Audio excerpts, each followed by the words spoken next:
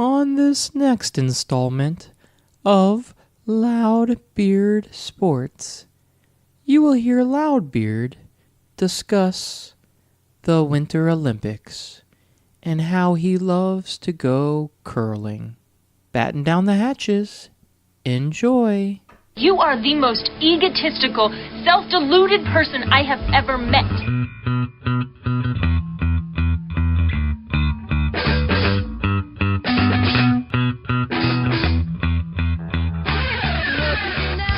And welcome back. You are listening to Loudbeard Sports. I am your host, Loudbeard, and with me, as always, is DD. DD. Welcome aboard, DD. Thank you. Excited to be here. I am excited to have you, as always, because you are the best designated driver in the entire world, so I cannot get where I need to go safely without my DD. Thank you, DD. No problem. It's what I'm here for. See, I'm such a nice guy giving you all that thanks, right? Yeah. That's leading into our top 5 this week. What do you think our top 5 is going to be? Top 5 thankful people. Yes, top 5 Yeah. biggest jerks in sports history. Yeah, I got that one. Nailed Number it. 5. We've got a tie between Floyd Mayweather and Conor McGregor. Oh. Number 4. John Rocker, the racist baseball player. Number 3. Aaron Hernandez. Heard of him? Okay, never mind. Number 2. O.J. Simpson. Heard of him? Yeah, heard of him. Oh, that's good. He's in a lot of raps. Yep, he Like is. His name, not him. He is. He's in the chicken McSalad wrap at McDonald's. Yeah, they're McRib. Number 1. Zaza Pachulia. Say that 3 times fast. I will. I always hate. I don't know if he goes. Is it Zaza or Jaja or Haha or Zaza Shaja Haha? But I hate this dude. This guy's been a thug in the NBA for a very long time. And you know what he did to our good friend of the show, Russell Westbrook, the other day, Dee? What? He did this, I'm going to fake fall on you. Boom. Throws a little knee. And then does this, I tripped, and puts his big-ass body and drops right on Russell Westbrook. Like acting like, I'm just innocently doing this because you're the best player on the other team and that's why we're losing. And I'm just going to fall my fat ass on you. Screw you, Zaza. Yeah. Screw you. Yeah, Dee. You tell him. So the NBA is getting a little interesting. You got some dirty plays going on there with Jaja, Zaza, FU, whatever his name is. And then you've got Minnesota Timberwolves superstar Jimmy Buckets going out with a little bit of a knee injury the other day. He had to undergo some surgery. And unfortunately, as of right now, he is indefinitely sidelined, Dee. Can you believe that? Yes, I mean, if you have a torn meniscus, I can kind of expect you to be out for a little bit. Yeah, I mean, he said he's hoping that he can be back for the playoffs. So How far is the playoffs? How many months? Few months, and the playoffs last forever. So even if he missed the first round of the playoffs, it probably wouldn't be the end of the world. Right. So it might not be a bad thing. I think he's gonna bounce back. He's a tough dude. Yeah, okay. So the LeBron James Love Fest continues to go on. Greg Popovich has jumped on the LeBron James Love Fest train. He's compared LeBron James to the Black Panther, that great movie. The movie? The movie that's making bazillions of dollars right now in movies. I haven't seen it yet. Oh, I want to see it so bad. I haven't seen it yet. I think that has got to be number 1 on my list of must-go-see movies right now. Yes, I want to see it. I want to see it real bad. But anyway, the Pop over in San Antonio, he calls LeBron James like the Black Panther because of all of his advocacy he's doing out there. And then, you know what? LeBron James says, "You guys know how much I love Pop." And he quotes himself for saying that Pop is definitely one of my all-time favorite people that I've ever crossed paths with in my life. Now Interesting. let the rumors start flying, Dee Dee. What do you think this means to you? I mean, they seem to be like all buddy. Maybe he's gonna transfer on over. So if you're the best player in the world and there's a team that has the best coach in the world, It would only make sense to go over to where the best coach is. it makes too much sense, Didi, and they have a mutual respect for each other. I think this offseason, you might see some LeBron James to San Antonio talks start heating up. That could happen. All right, we got the Beard over in Houston tearing it up. James Harden, he has 41 points and 8 rebounds the other night in a win over the Denver Nuggets. Chris Paul also scores 23 points in this game. It's their 12th straight victory, and I'm saying it now. I said it before. I think the Houston Rockets are the team that comes out of the West. I think they're going to upset Golden State, and I believe that James Harden is the undisputed MVP for this season. Unless somebody comes in and does something that is absolutely miraculous the second half of the season, or somebody comes in and does something that is just so unheard of that they have to take it from James Harden. The trophy is basically his. He just needs to ride this out and continue doing what he's doing, barring injury, barring any catastrophic anything. James Harden for MVP, Didi. All right, I'll see you out on the lawn with pitchforks and poster signs. Yes, I am that crazy. I will also be wearing an aluminum foil hat. Okay, there's quite a few of those kids walking around my school. I bet there are. Yep. Bet they are. And I don't want to bring things down a little bit, but I'm going to. But you're going to. I'm going to. Just bringing it down.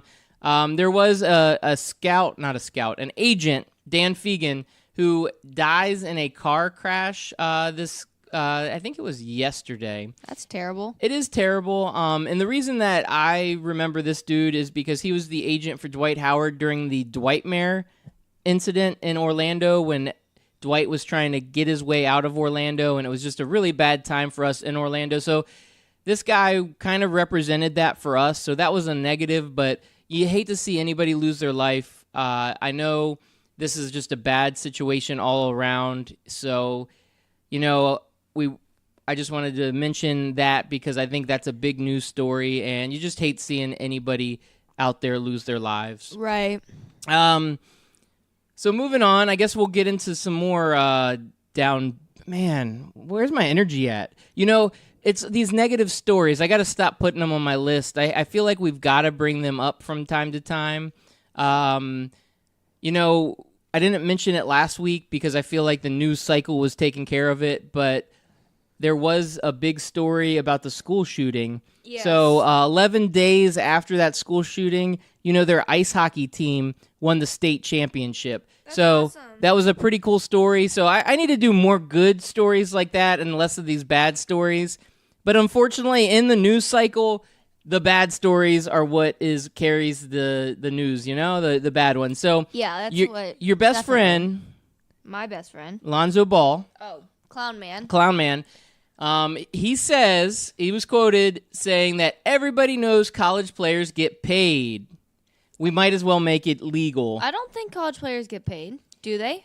So right now there's a big controversy. Starts out there in Arizona. The coach out there, Sean Miller, has been on been recorded Yeah. of saying that he would take care of some payments for some kids. Oh. So that's a bad deal. And so now it's kind of getting blown wide open where these college athletes, especially in these big sports like football and basketball that are revenue-producing sports, Right. it is so important for these big schools to bring in great players that they're starting to do a little bit of that funny business on the side. Hey, here's a little bit of money for you. Here's a little bit of money for you. Your mom needs a new house. Reggie Bush had this whole situation a few years back. You've got all kinds of craziness going on. And somebody like Lonzo Ball says, hey, you know what? The college players are getting paid. We might as well make it legal.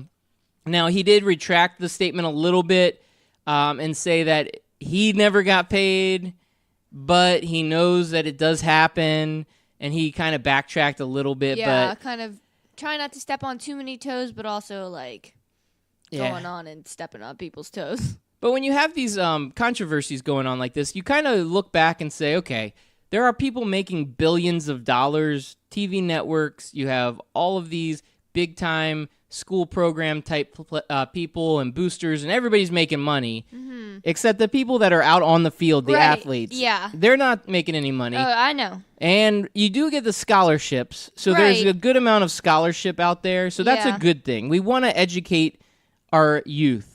Right, Dee Dee? Don't you want the youth to be educated? That would be ideal if our youth was educated. Yeah, we Probably wouldn't be good if our youth was uneducated. They are the future. So paying for their scholarships is a good thing. That we want to make sure that's first and foremost. We want to make sure everybody knows that it is important that we pay them in education. Right. But this whole, hey, you're going to get $100,000 on the side business, now that's a different story. Yes. Now, again, I was bringing down the whole show. I'm talking about this negativity. Now, will players start getting paid for their likeness rights?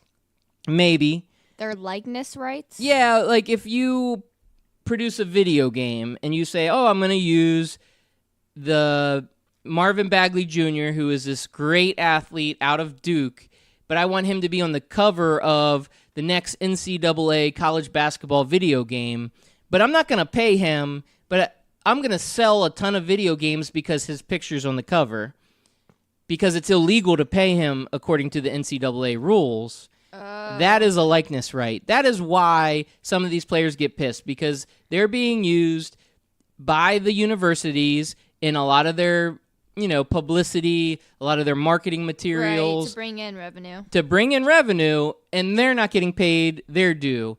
And maybe that's the answer. Maybe it's not. I don't know if anybody really has the answer, but having it set up in a situation where you're seeing all these illegal, underhanded, back office dealings going on is not the answer. And that's not where the NCAA needs to be. Now, you've got guys like Rick Pitino, who right now is, I don't know, he just seems like he's one of those dirty coaches that has encouraged a lot of this trouble.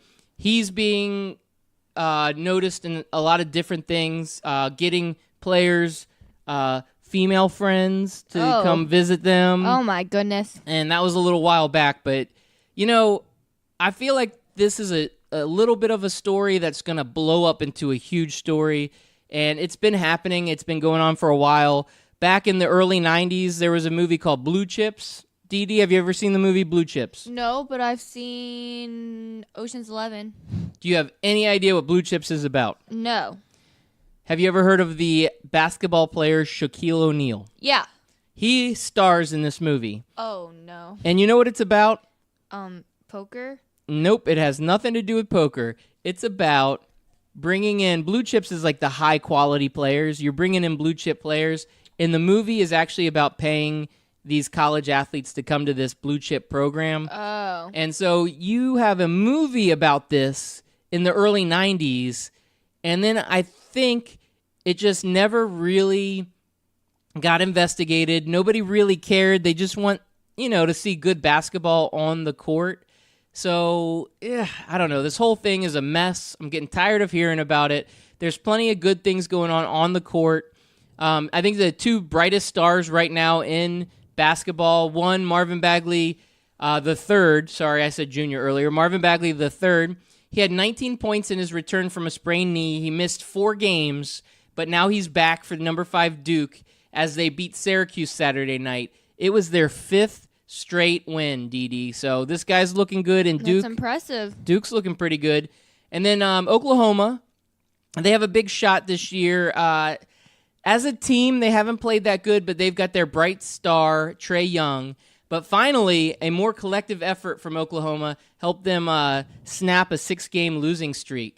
But Trae Young scores 28, but he had a bunch of teammates that chipped in as they defeat Kansas State 86-77 Nice. on Saturday. So we've got some good, exciting action going on, a lot of great young players, and you hate for all of this controversy and paying players and all this mess to really overshadow what is happening. And it is almost time for the March Madness, DD. Oh, shoot. March Madness is one of the most exciting couple weeks that you will have in your entire life. Just going to do a real quick rundown of some of these teams that are going to be the big names heading into the March Madness. We're going conference by conference. So we got the Big 12. They're looking like they'll probably have 5 or 6 different teams in the bracket. You've got Kansas, who is a really, really great team this year. Kansas State. Kansas State's in there, too. I mean, you got Oklahoma, but I think the one to watch out for is going to be Kansas. You got to keep an eye on them. Yes. You got the Big East. Villanova's had a really great year. Xavier's had a really great year. You can never rest on Butler or Creighton. God, I always say that wrong. I don't know what's wrong with me. What is wrong with you, man? How do you say that, Dee Dee?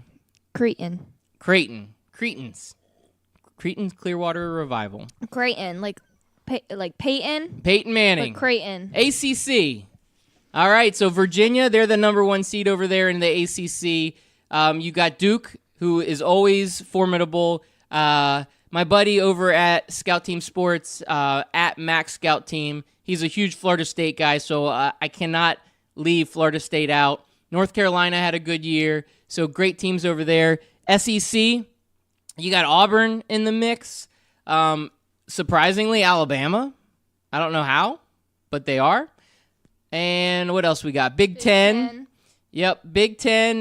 Michigan State. What else you got? Michigan, Ohio State, a lot of the perennial people from the Big Ten. Big Ten's not as much of a huge basketball program in the Big Ten. They've only got 4 teams that are kind of slated to probably make it in there. Now, Purdue, they've had a really good year. Michigan State's typically up there in the bracket, so we'll see how that goes. In the tournament, they're usually tough team, tough out, so we'll see what happens with Michigan State. Pac-12 after dark. Arizona's up there, but they've got all this other controversy going on, so I don't see them going very far. And then lastly, the American Athletic Conference. Cincinnati's super tough team this year. I've seen them play UCF. Yeah, they made UCF look really bad. And UCF would probably be in contention too if Taco Fall would have stayed a little healthier. I don't know who Taco Fall is. Taco Fall is this giant dude. He's like 7'6". Oh, I believe he's like the 45th tallest person in the world. Wow. Something like that. It's probably not exactly 45, but it's close. I've heard that stat before. It is definitely a pretty accurate stat. Probably like 6'11". Yep. That so seems reasonable. Sunday, we had an exciting moment in golf. Okay. You love golf. It was one of your favorite sports. And golf usually aren't paired in the same sentence, so this should be good. So we're broadcasted out on 12ouncesportsradio.com and the TuneIn app. You can find 12-Ounce Sports Radio. And Loudbeard Sports is on it. Scout Team Sports is on it. And we're really proud of being over there with those guys. Jeff Beck is the man behind it. And I was listening to Jeff Beck's show the other day, and he kind of gave me the old, hey, Tiger Woods, why do we keep talking about this guy? There's so many other young, talented, professional golfers out there that we are not given the credit that they deserve because all we do is talk about Tiger Woods. So for you, Jeff Beck, I'm going to talk about Tiger Woods. Exactly what he wanted. Absolutely. This is what he was talking about.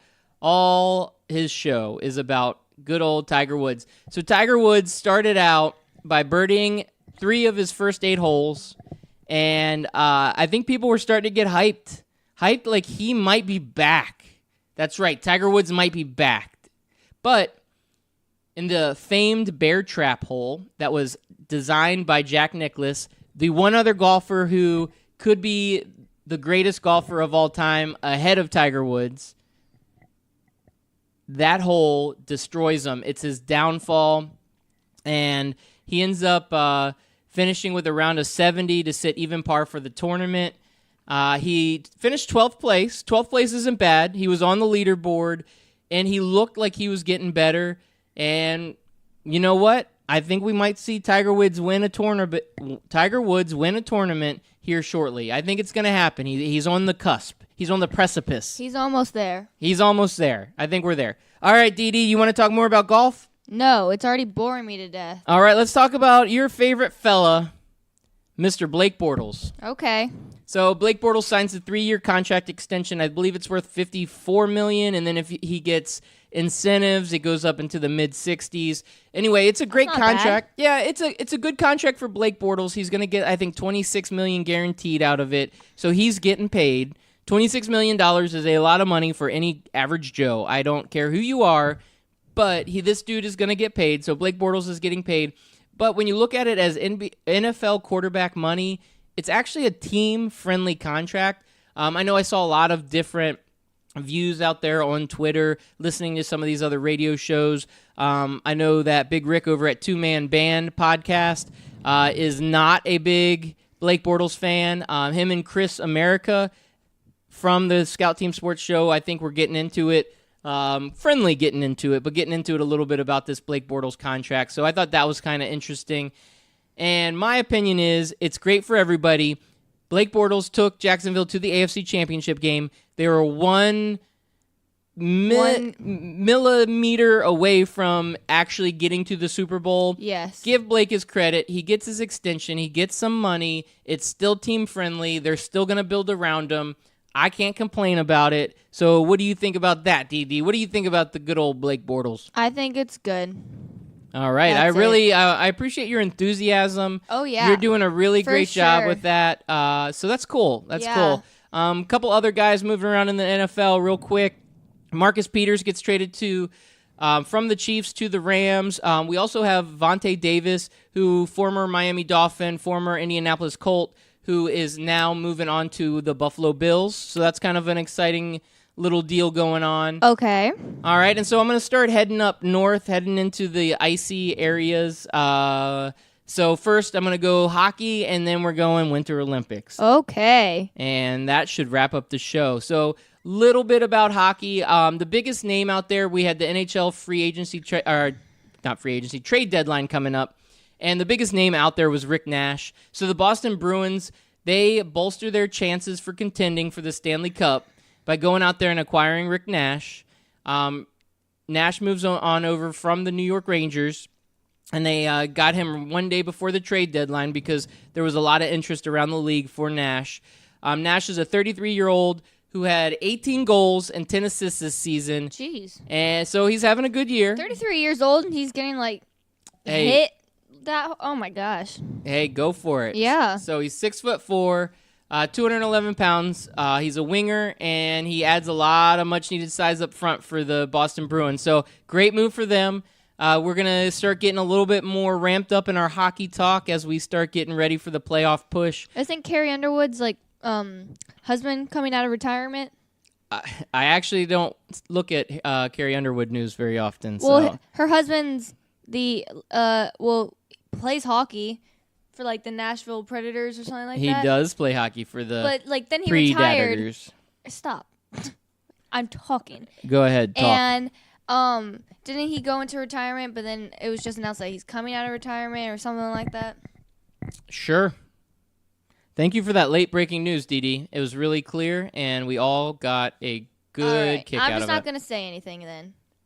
All right, so the Olympics, they're coming to an end, or they've come to an end, I should say. And I think the two highlights from the Olympics, neither of which are figure skating, because I feel like 80% of the Olympics were figure skating, and I just couldn't get into figure skating. That's all people want to see. I don't want to see that. Now, if it's Blades of Glory, the movie, I'll turn that on. Yeah. And that's a good figure skating movie. Go watch it. I should. So we've got the women's ice hockey team, right? USA. Yeah. So after a shootout, they get into this game with Canada in the gold medal round. They get into a shootout. They have 5 shooters that go. It's tied 2-2. Then you have good old Jocelyn Lamoureux Davidson. And she uses some nifty stick work there, DD. And she ends up getting herself a go-ahead goal. And then you have a 20-year-old goalie in Maddie Rooney who has to sit there and make the save of a lifetime. And the USA wins a gold in women's ice hockey. And the last 4 years, Canada has won gold medals.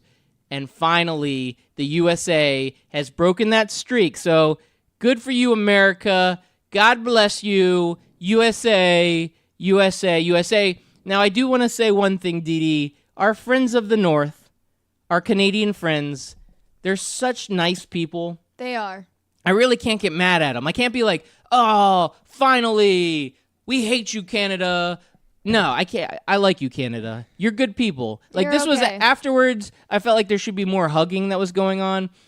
Now, did you see this? One of the Canadian players took their medal off right away after it was like put on their neck. Like, they're like, I don't want this. It's a silver. I only do gold. Yeah. And then I understand. No, you do understand. Oh, yeah. Dee Dee, you want to tell us a little bit about it before we... No, I'm not speaking of such things. All right, so Dee Dee got a silver medal this past week in her state finals for foosball. And so I'm not going to talk too much about it because we're all going to get depressed. We need to keep our energy up. We need to keep it going. So finals here in the Olympics, you've got Norway with a total of 39 goals, leading the pack in both gold medals and total goals. Germany was tied with them with 14 gold medals, but overall medals, they only had 31. Our good friends up in Canada, 29 total medals. Great job over there in Canada. And, of course, in fourth place, which we're not usually happy with because we always want to be in first place, but overall, really great job by the Americans with 23 total medals. Seem like we're more Summer Olympic worthy than Winter Olympics because, you know, the U.S. doesn't get too much snow or whatever. Yeah, something like that. Something like that. Beard. That's right. It's time for our Beard of the Week, Dee Dee. Hate to cut you off like that, but I got to get into this. Beard of the Week is actually a mustache of the week, Dee Dee. Oh, my gosh. What is this blasphemy? I can't believe it either. I don't know how I'm doing it, but I am definitely going mustache of the week.